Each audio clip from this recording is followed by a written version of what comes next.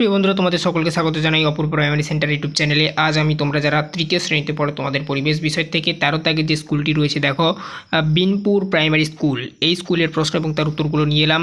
First দেখো কি বলা রয়েছে নির্দেশটা, একের দাগে সঠিক উত্তরটি তলায় দাগ দাও। সিনথেটিক উল তৈরি হয় তুলো, ভেড়ার লোম, খনিজ তেল থেকে।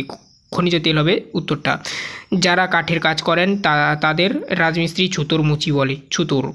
সোয়েটার পরি শীত, গ্রীষ্ম, শরৎ ঋতুতে, শীত ঋতুতে। পিনকোড হলো স্কুল, ডাকঘর, কলেজের নম্বর, ডাকঘরের নম্বর। ডাকঘর মানে পোস্ট অফিসের কথা বলা হয়েছে। কস্তম্ভের সঙ্গে খস্তম্ভ মেলাও।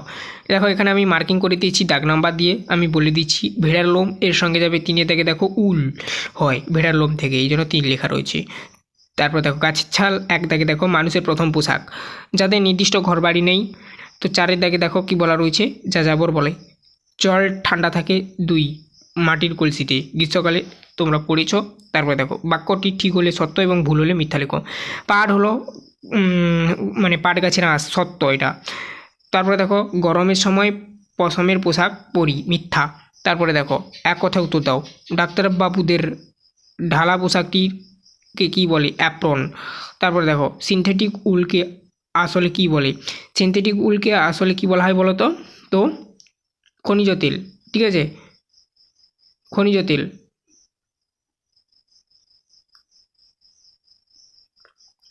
বাড়ির অংশের নাম লেখো, কাজ লেখো, নিচের ছকটি পূরণ করো। তাকে নির্দেশ দেওয়া ছিল ছাদ। ছাদের কাজ কি বলো তো? আমাদের বাড়ির ছাদের কাজ কি? রোদ, ঝড়, বৃষ্টি থেকে বাঁচার জন্য ব্যবহার করা হয়, বা ছাদের কাজ এটাই আমাদের বাঁচতে সাহায্য করে। দেয়াল, দেয়ালের কাজ কি? চোর ডাকাত পশু পাখিরা হঠাৎ করে যাতে না ঢুকে পড়ে বাড়ির মধ্যে, তো সেটা রক্ষা করার জন্য দেয়াল কাজ করে আমাদের, ঠিক আছে, বাড়িতে। তারপরে দেখো এদিকে দেখো কি বলা রয়েছে, নিচের প্রশ্নগুলি উত্তর দাও 2-1টি বাক্যে। ভূমিকম্প প্রবণ এলাকায় কিসের বাড়ি বানাবে? কাঠ ও টিনের, উত্তরটা লিখবে। কয়টি প্রাচীন জীবিকার নাম লেখো? শিকার, কুমোর, কামার ইত্যাদি, এই সমস্ত জীবিকাগুলো প্রাচীন জীবিকা। পাকা বাড়ি তৈরি করতে কী উপাদান লাগে? পাথরকুচি লাগে, সিমেন্ট লাগে, জল লাগে, এগুলো লিখে দেবে, বহুবার আলোচনা করা রয়েছে। আচ্ছা, এরপর দেখো তোমার পরিবারের সদস্যদের ছকটি লেখো, ঠিক আছে।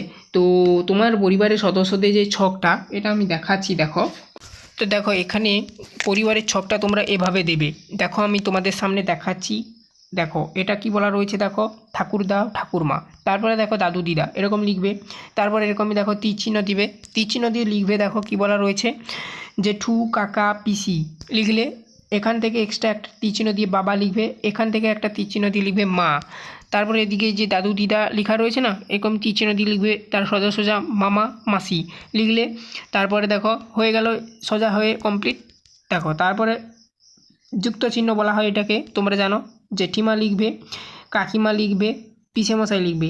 এই যে কাকার সোজা যুক্ত চিহ্ন দিয়ে কাকিমা লিখবে, পিসি সোজা যুক্ত চিহ্ন দিয়ে পিসিমশাই লিখবে।